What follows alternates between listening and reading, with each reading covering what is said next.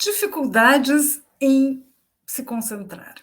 Quem já não passou por isso, não é mesmo?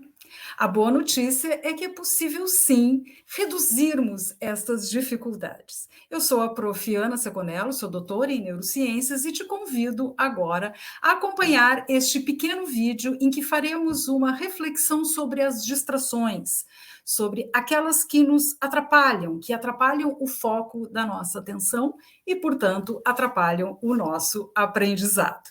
Então, vamos lá. Lembrando que este vídeo faz parte de uma sequência de vídeos da série Como o Cérebro Aprende, onde estamos refletindo sobre a capacidade de gerenciamento de informações do nosso cérebro. E o vídeo de hoje nós vamos falar sobre as distrações, como diz o título, que atrapalham o nosso aprendizado. Pois bem, quando pensamos em distrações, né, nada melhor do que essa imagem, né, dos eletrônicos, né, principalmente aqueles eletrônicos em que estão com as notificações inúteis, né, tocando toda hora, enquanto eu preciso me concentrar para fazer algo, né, e vem aquelas notificações do celular. Pois bem, então é bastante comum nos dias atuais nós culparmos os eletrônicos da nossa distração, da nossa desatenção, da nossa falta de concentração.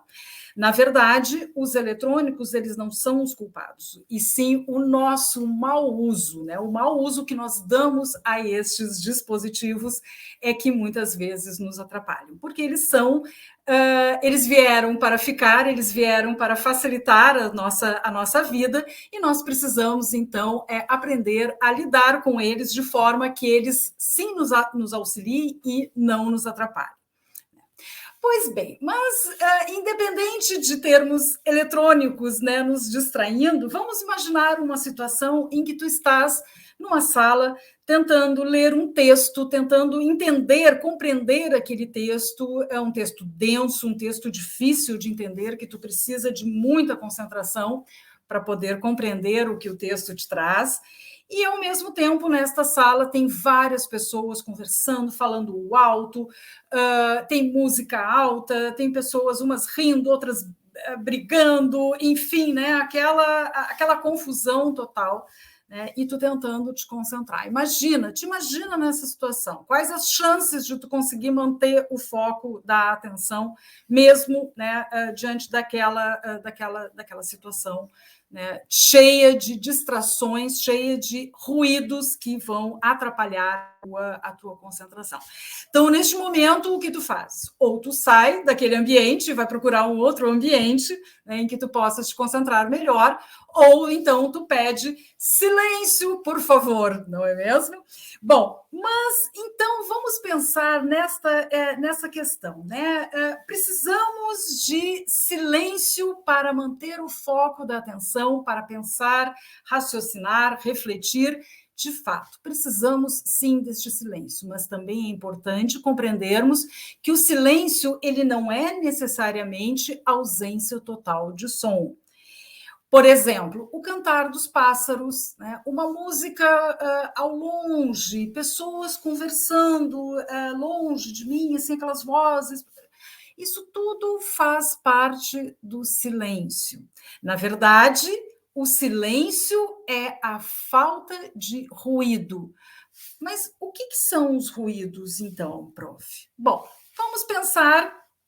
vamos refletir sobre esses ruídos, né, entendendo que nós podemos dividi-los em ruídos externos e internos.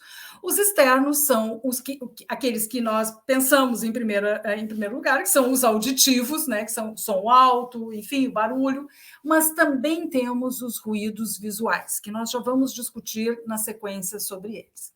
Tá? E os ruídos internos, nós temos a dor. Quando estamos com dor, dificilmente conseguimos nos concentrar em algo que precisamos fazer, até mesmo porque a dor ela digamos que um mecanismo de defesa do nosso organismo que nos sinaliza que algo está errado naquela parte do corpo que está doendo. Portanto, precisamos tomar alguma providência para resolver este problema que está gerando essa dor. Então, por um mecanismo de preservação do organismo, ele coloca o foco da nossa atenção para aquela dor. Então, é difícil nós nos concentrarmos em algo se nós estivermos com dor. Também, né, vamos discutir na sequência os ruídos, dentro dos ruídos internos, os nossos pensamentos, as nossas angústias, enfim. Né? Mas vamos lá, vamos começar primeiro com os ruídos auditivos, né?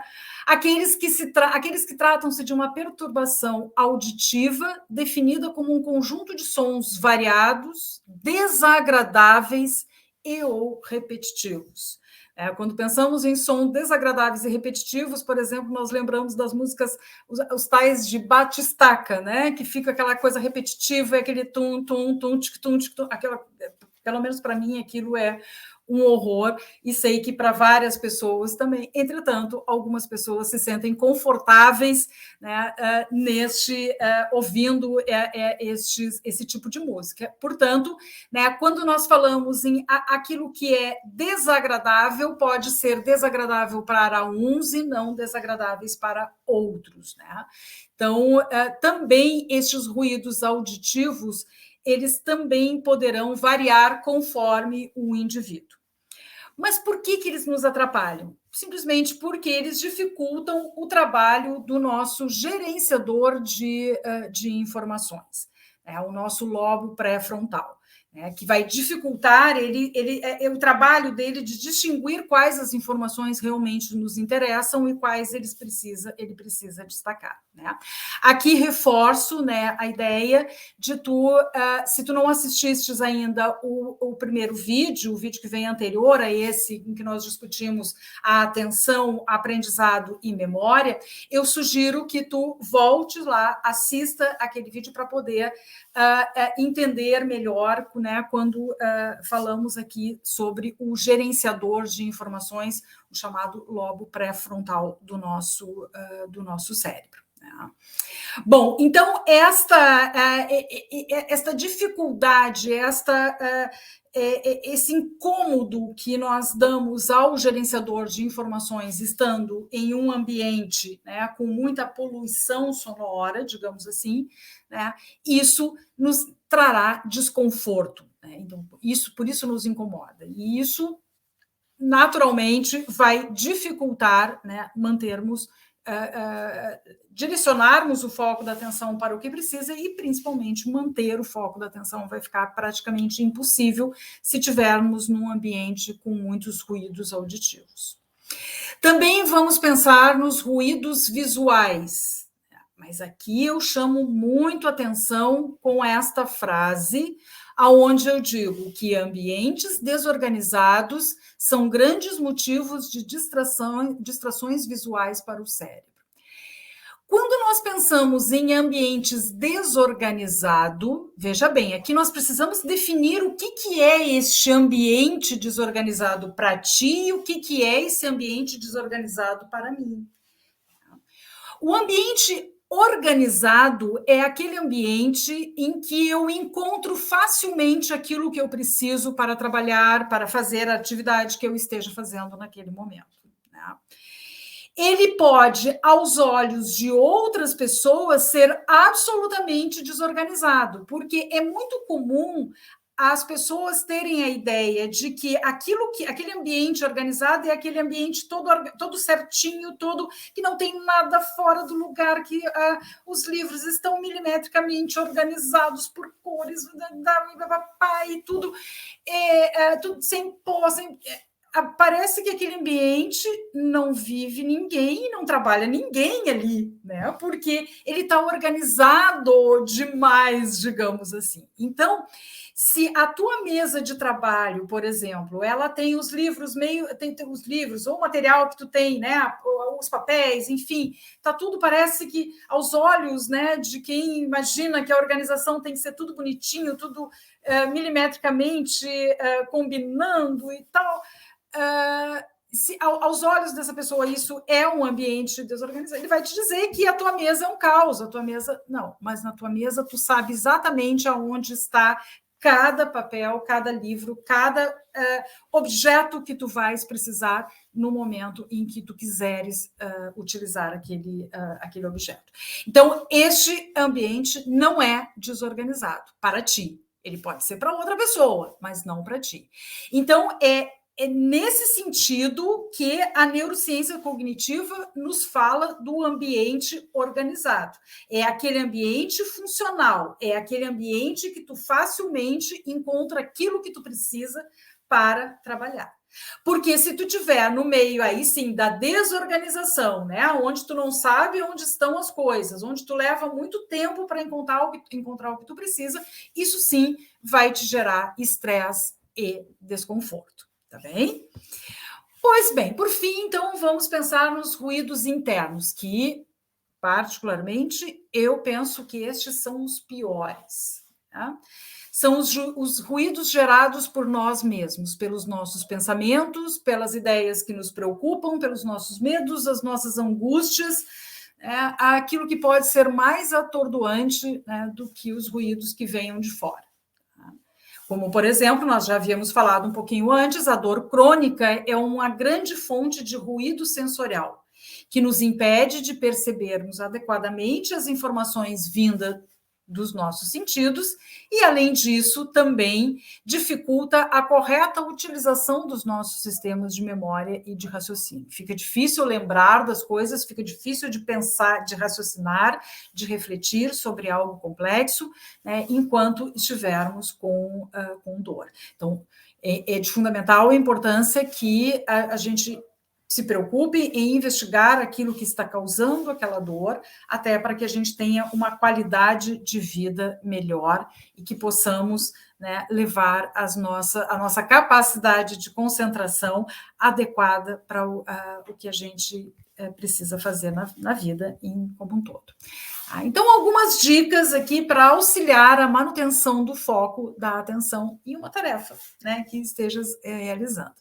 Então, procurar o ambiente mais silencioso possível, lembrando que o silêncio, né, ele é a ausência de ruído, e esse ruído pode ser tanto auditivo como visual. Uma outra dica é que vale a pena gastar um pouco de tempo organizando esse ambiente antes de iniciar a tarefa, né? Aquela tarefa, deixar ele tudo o que eu vou precisar para realizar a realização daquela tarefa, estar tudo à mão, né? Estar tudo próximo em que eu possa utilizar, né? E tendo um bom gerenciamento do tempo, né? Realizando esta tarefa. E também fica a dica, né, para que a gente pratique exercícios de mindfulness, né, para aprimorar tanto a nossa percepção quanto afastar os pensamentos indesejados. Aqui no canal eu também vou fazer um dos nossos vídeos, né, na sequência, será sobre a neurociências do mindfulness, né, para a gente entender o quanto estes exercícios podem trazer benefícios à nossa saúde emocional e cognitiva e também à nossa saúde física. Pois bem, né? Vamos adiante. Aqui eu deixo mais uma vez a sugestão desses 2 livros do professor Ivan Izquierdo, como eu já havia sugerido lá no vídeo anterior, no primeiro vídeo dessa série. E aqui eu retomo, né, para que a gente possa refletir sobre estas distrações que atrapalham o nosso dia a dia, atrapalham a nossa concentração, e o que poderemos fazer para pelo menos reduzir, né, essas dificuldades. Lembrando que o nosso aprendizado não depende, a nossa capacidade de aprendizado e formação de memória, a nossa capacidade de formação do nosso conhecimento, né, depende de uma série de outros fatores, os quais nós daremos continuidade nos próximos vídeos. Como, por exemplo, no próximo vídeo falaremos da influência das emoções sobre o nosso aprendizado. Se tu te interessou, aguarde o próximo vídeo em que falaremos sobre essa temática Muito interessante e muito importante, principalmente para nós professores. Então, agora eu me despeço de vocês. Até o próximo vídeo. Valeu, tchau!